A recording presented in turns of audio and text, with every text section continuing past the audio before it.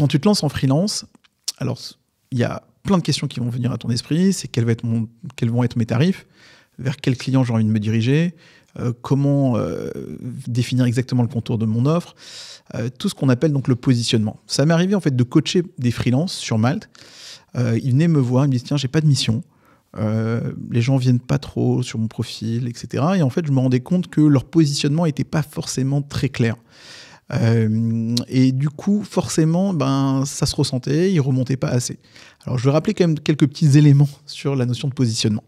On revient souvent sur cette idée que c'est important pour un freelance de se nicher. Alors, c'est vrai que c'est important d'avoir une offre cohérente, compréhensible, ne pas être un couteau suisse. Aujourd'hui, on ne peut pas faire et un site web, être designer, être rédacteur, faire tout à la fois. Ça, c'est pas possible.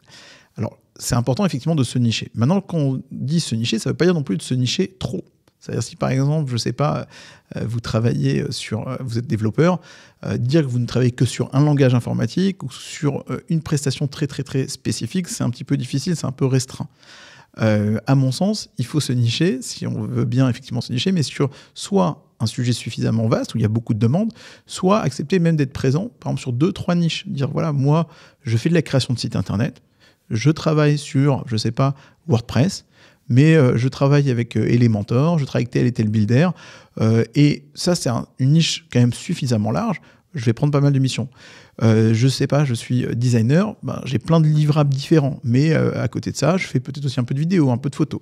Donc déjà, en général, vous avez la possibilité sur Malte d'ajouter 50 compétences, et rien ne vous empêche d'avoir 2-3 niches à l'intérieur d'un seul profil. Donc déjà, ça c'est important pour moi, lorsqu'on choisit son positionnement, d'imaginer un positionnement relativement large, pas trop niché. C'est-à-dire, c'est bien de se nicher, mais pas trop quand même.